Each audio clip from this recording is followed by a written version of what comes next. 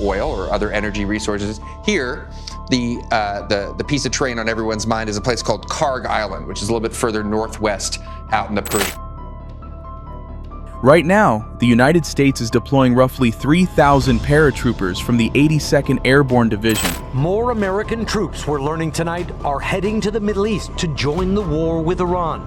More than 1,000 from the 82nd Airborne Division. Two sources familiar with the matter tell NBC News. ከበርካታ አካባቢዎች ወደ ኢራን ክተት እንዲል ጥሪ የደረሰው የአሜሪካ ጦር ቁርጡን አውቆ ከኢራን አብዮታዊ ዘብ ጋር ሊፋለም ነው። የአሜሪካ የውጭ ጉዳይ ሚኒስትር ማርኮ ሩቢዮ ጦርነቱ ምናልባትም ለ2 ሳምንታት ይራዘማል ብለዋል። ከካሊፎርኒያ ክተት ከተባለው የአሜሪካ አየር ወለድ በተጨማሪ 2500 የአሜሪካ ባህር ኃይል በመርከብ ጉዞ ላይ ነው። አሜሪካ ሳውዲንና የተባበሩት አረብ ኤምሬትን ጨምሮ በገልፍ ሀገራት 50,000 ጦር አላት። ይህም ተዘጋጅ ተብሏል። አሁን ደግሞ 10,000 ጦር ክተት ተብሏል። ኢራን ሆርሙዝንና የነዳጅ ደሴቶቿን አጥራለች። በመግቢያችን ላይ ተከታተላችሁት ከዚሁ ጋር የተያያዘውን ነው ይዘነዋል።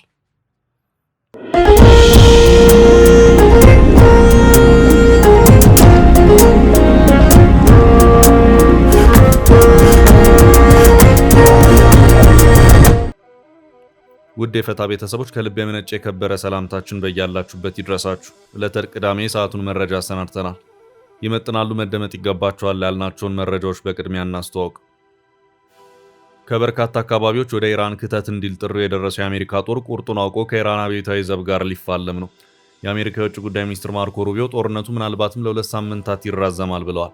ከካሊፎርኒያ ክተት ከተባለው የአሜሪካ አየር ወለድ በተጨማሪ 2500 የአሜሪካ ባህር ኃይል በመርከብ ጉዞ ላይ ነው።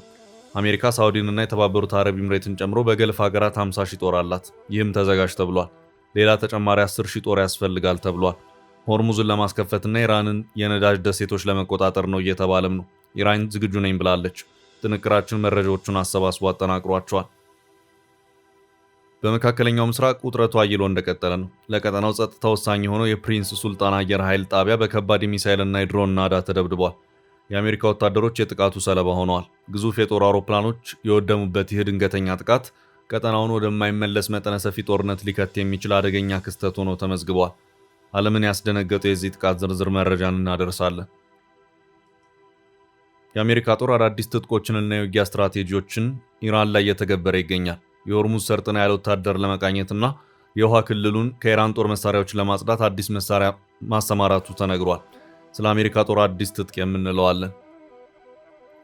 በመካከለኛው ምስራቅ እየተካሄደ ስላለው ጦርነትና እስራኤል ስለወሰደችው ጠንከር ያለ አቋም ከአዲስ አበባ ዝርዝር ማብራሪያ ተሰጥቷል። የኢራንን የኒውክሌር ማበልጸጊያ ተቋማት ሙሉ በሙሉ ማውደም ብቸኛው አማራጭ ነው በሚል ጥብቅ መልእክት ተላልፏል። ይዘነዋል። የህወሓት ሊቀመንበሩ ደብረጽዮን ገብረ ሚካኤልን ጨምሮ ከፍተኛ አመራሮቹ ላይ የተላለፈው የእግድ ውሳኔ ተነስቷል። እነ ደብረጽዮን ላይ የተላለፈው እግድ የተነሳው በፍርድ ቤት ውሳኔ ነው። ዝርዝር መረጃውን እናደርሳለን። የኢትዮጵያ ሀገራዊ ምክክር ኮሚሽን የትግራይ ጊዜያዊ አስተዳደርና ህወሓት ፈቃደኛ ባለመሆናቸው የትግራይ ክልል አጀንዳ ማሰባሰብ በቀጣይ ሳምንት በአዲስ አበባ ውስጥ ሊደረግ መሆኑን ይፋ አድርጓል። እንመለከተዋለን። እስከ ጥንቅራችን ፍጻሜ አብራችሁን ቆዩ። የምንለቃቸው ዕለታዊ ትኩስ ዜናዎች እንዲደርሷችሁ ላይክ፣ ሼር፣ ሰብስክራይብ ማድረግ እንዳትረሱ። በወር 70,000 ብር ገቢ ካሉት ዲኤምሲ ያለ ስጋት ቤት ይገዛሉ። ትርፍ ፈላጊ ከሆናችሁ ቤት በመኪና ዋጋ ልጠቁማችሁ። በእኛ በኩል ሲሄዱ እስከ 35% ቅናሽ ያገኛሉ። 10% ብቻ ከፍለው 60% ባንክ አያይዞ መሃል ከተማ ላይ በ12 ወር ቤት ይረከቡ። ውሉንም በ3 ቀን በዲኤችኤል ካሉበት እናደርሳለን። ቤቶቹ ከስቱዲዮ እስከ ፔንትሃውስ እንዲሁም ሱቆቹ ከ20 ካሬ ጀምሮ ተዘጋጅተዋል። ልብ ይበሉ፣ መንደሩ ኮምፓውንድ በመሆኑ 6 ሊፍት፣ መዋኛ ገንዳ፣ የከርሰ ምድር ውሃ፣ ባካፕ ጄኔሬተር እና የተሟላ ጥበቃ አለው። በቴክኖሎጂ በመገንባቱ ማስረከቢያ ችግር አይደለም። አስተውሉ፣ አሁን ከደወሉ በካሬ 7,000 ብር ሌላ ቅናሽ ያገኛሉ። ዲኤምሲ ሪል ስቴት ስልክ 0988883434 0988885656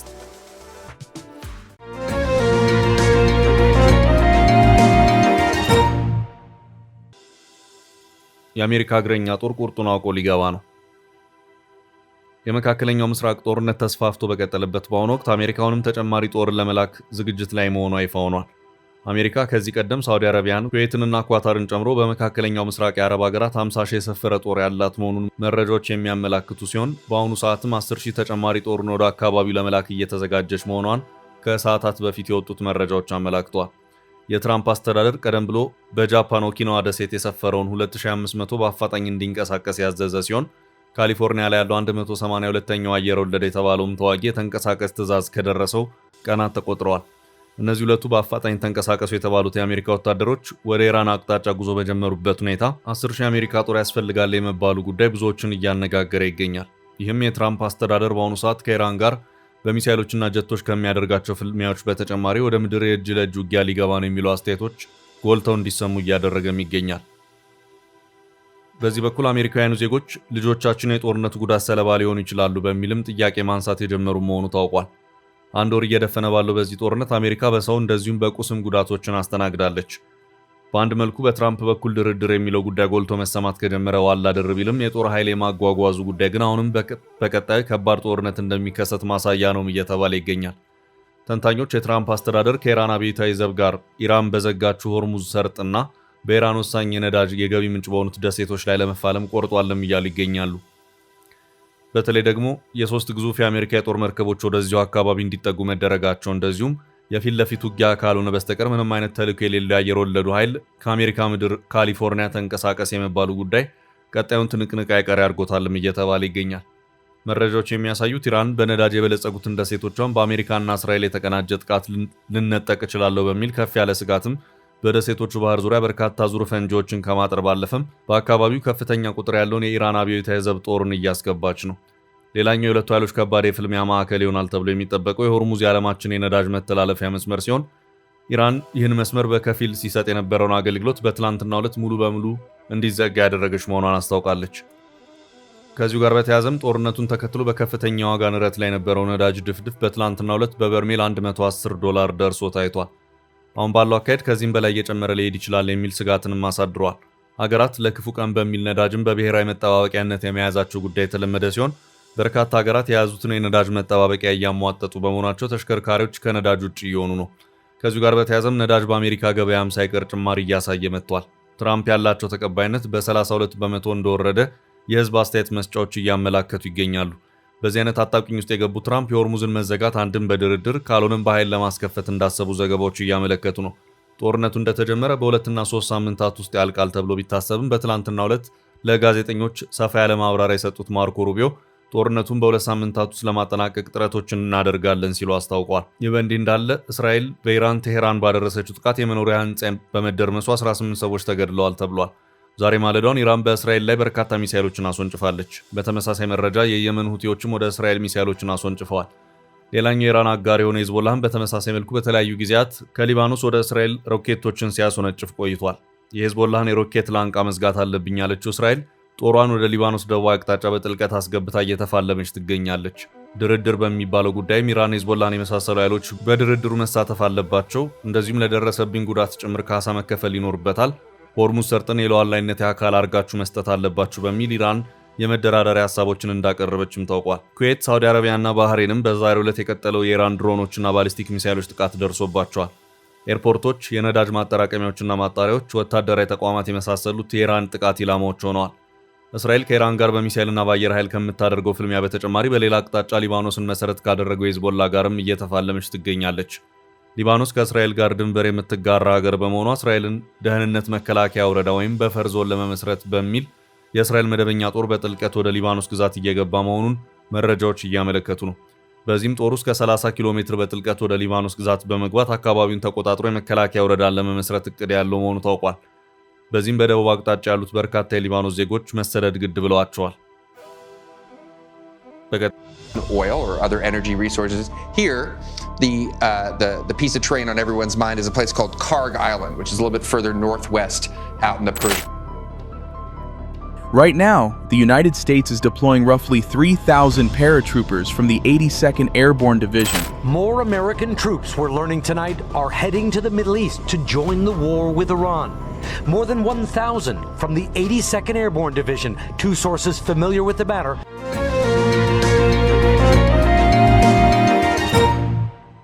ታይረስ የኢራን ሚሳኤል የአሜሪካንን ጀቶች አጋየ። በመካከለኛው ምስራቅ ውጥረቱ አይሎ እንደቀጠለ ነው። ለቀጠናው ጸጥታ ወሳኝ የሆነው የፕሪንስ ሱልጣን አየር ኃይል ጣቢያ በከባድ የሚሳኤልና የድሮን ናዳ ተደብድበዋል።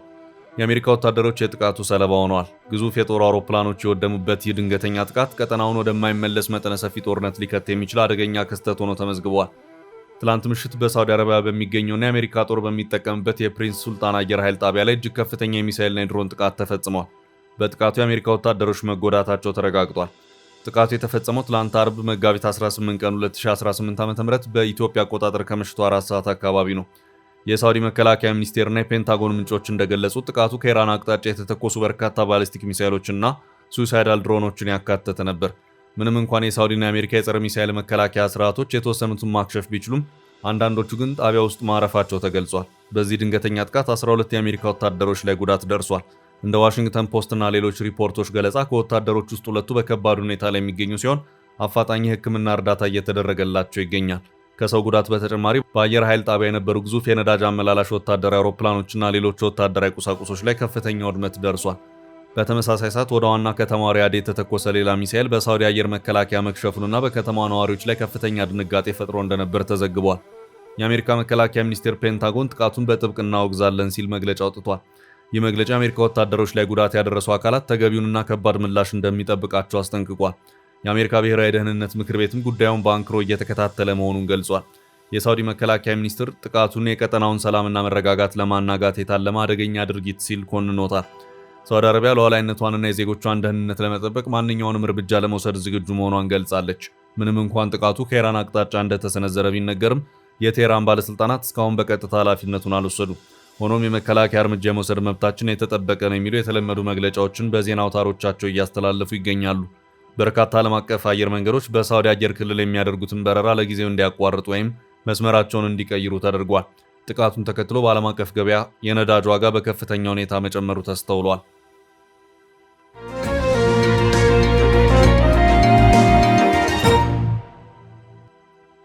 በቀጣይ መረጃ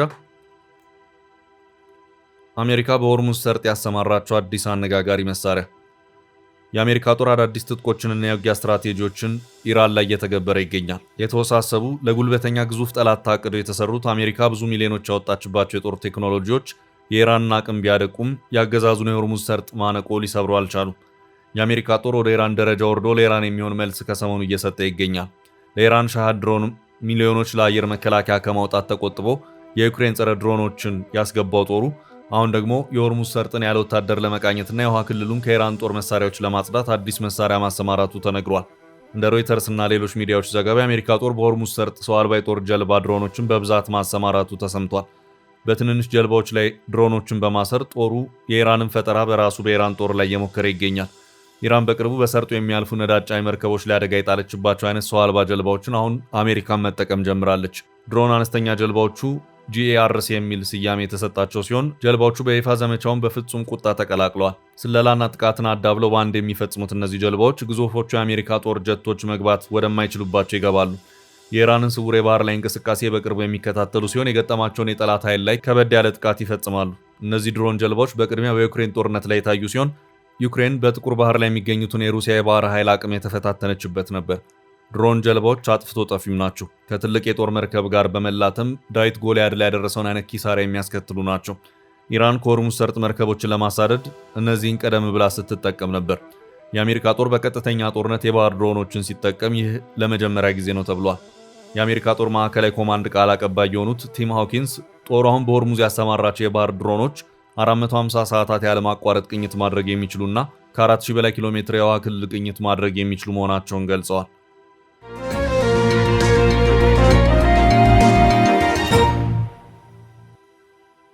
በቀጣይ መረጃ ከአዲስ አበባ ለኢራን የተሰጠው ማስጠንቀቂያ። በመካከለኛው ምስራቅ እየተካሄደ ስላለው ጦርነትና እስራኤል ስለወሰደችው ጠንከር ያለ አቋም ከአዲስ አበባ ዝርዝር ማብራሪያ ተሰጥቷል። የኢራንን የኒኩሌር ማበልጸጊያ ተቋማት ሙሉ በሙሉ ማውደም ብቸኛው አማራጭ ነው በሚል ጥብቅ መልእክት ተላልፏል። ይፋ የተደረገው መረጃ እንደሚያመለክተው የእስራኤልን የህልውና ቀጣይነት ለማረጋገጥ የኢራንን የኒኩሌር ማበልጸጊያ ተቋማት ሙሉ በሙሉ ማውደም ብቸኛው አማራጭ መሆኑ ነው። በኢትዮጵያ የእስራኤል ባለሙሉ ስልጣን አምባሳደር አብርሃም ንጉሴ እንዳሉት እስራኤል የኢራን አገዛዝ የኒኩሌር ተቋማቱን እያዘመነ መሆኑንና የኒኩሌር ቦምብ ለማምረት እጅግ መቃረቧን በስለላ ድርጅቶቿ በኩል ደርሳበታለች። ይህ ደግሞ ለእስራኤል ብቻ ሳይሆን ለመላው ዓለም ሰላም ከፍተኛ ስጋት መሆኑን አጽንኦት ሰጥተዋል። አምባሳደሩ ጨምሮም የኢራን አገዛዝ ባለፉት 47 ዓመታት እስራኤልን ከዓለም ካርታ ላይ ለማጥፋት ግልጽ እንቅስቃሴ ሲያደርግ መቆየቱን ገልጸዋል። ለዚህም ማረጋገጫው እንደ ሐማስ፣ ሄዝቦላና ሁቲ ያሉ የሽብር ቡድኖችን በከባድ መሳሪያ በማስታጠቅ እስራኤልን እንዲወጉ ሲያደርግ መቆየቱ ነው ሲሉ ወንጅለዋል። እንደ አምባሳደሩ ገለጻ የኢራን መንግስት ከሰላም ይልቅ ሽብርተኝነትን የሚያስፋፋ በመሆኑ እስራኤል ከዚህ አገዛዝ ጋር ለድርድር የምትቀመጥበት ምንም አይነት ምክንያት የለም። ይልቁንም ዜጎቿን ከመጥፋት ለመታደግ ሮሪንግ ላይን በሚል መሪ ቃል የተቀናጀ ወታደራዊ ዘመቻ እያካሄደች መሆኗን ይፋ አድርገዋል። ይህ ዘመቻ በጋዛና በሊባኖስ የሚገኙ የሽብር መሪዎችን ኢላማ ያደረገ መሆኑን የጠቀሱት አምባሳደሩ እስራኤል በንጹሃን ላይ ጥቃት ትፈጽማለች ተብሎ ለሚቀርበው ወቀሳ ጥቃቱ በሽብር መሪዎች ላይ እንጂ በንጹሃን ላይ አይደለም ሲሉ በጽኑ አስተባብለዋል። ይህ ከአዲስ አበባ የተሰማው የአምባሳደሩ መልእክት በመካከለኛው ምስራቅ ያለው ውጥረት ወደ ከፋ ደረጃ መሸጋገሩን የሚያሳይ ነው። አምባሳደር አብርሃም ንጉሴ ከሀገር ውስጥ መገናኛ ብዙሃን ጋር በነበራቸው ቆይታ አጽንኦት ሰጥተው እንደተናገሩት ዋነኛውና የመጨረሻው ዓላማ የእስራኤልን ዜጎች ከማንኛውም አይነት የሽብር ጥቃት መከላከልና የሀገሪቱን ደህንነት ማስጠበቅ ነው። ይህ እርምጃም የኢራን የኒኩሌር ስጋት እስኪወገድ ድረስ ተጠናክሮ እንደሚቀጥል አስታውቀዋል። በአጠቃላይ ከአዲስ አበባ የተሰማው ይህ መረጃ እስራኤል በኢራን ላይ የምትወስደው ቀጣይ እርምጃ ምን ሊሆን እንደሚችል ፍንጭ የሰጠ ሲሆን ዓለም አቀፉ ማህበረሰብም ጉዳዩን በከፍተኛ ትኩረት እንዲከታተለው ጥሪ የቀረበበት ሆኗል።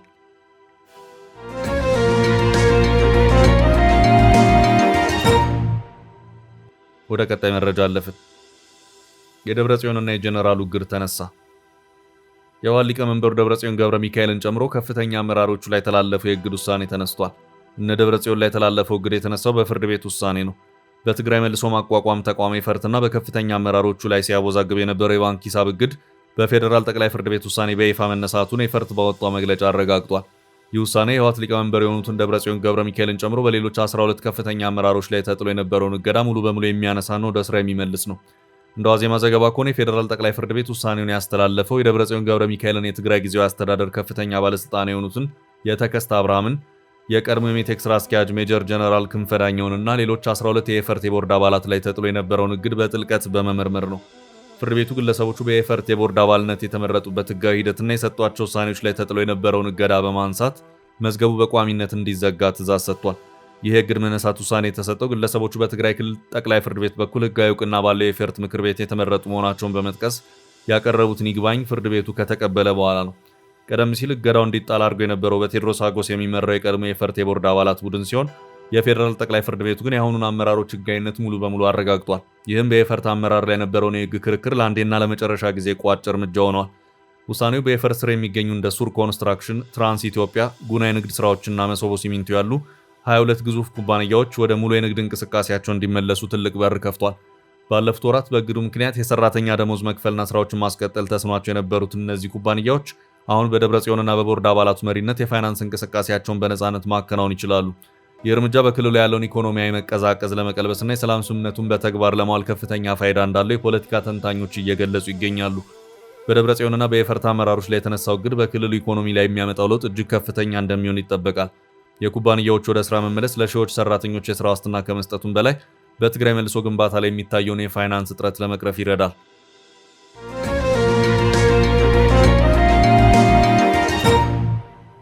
ወደ ቀጣይ ርዕስ አለፍን። ጊዜያዊ አስተዳደርና ህወሓት ፈቃደኛ እንዳልሆኑ ሲል ኮሚሽኑ ከሰሰ። የትግራይ ክልል አጀንዳ ማሰባሰብ በአዲስ አበባ ሊጀመር ነው።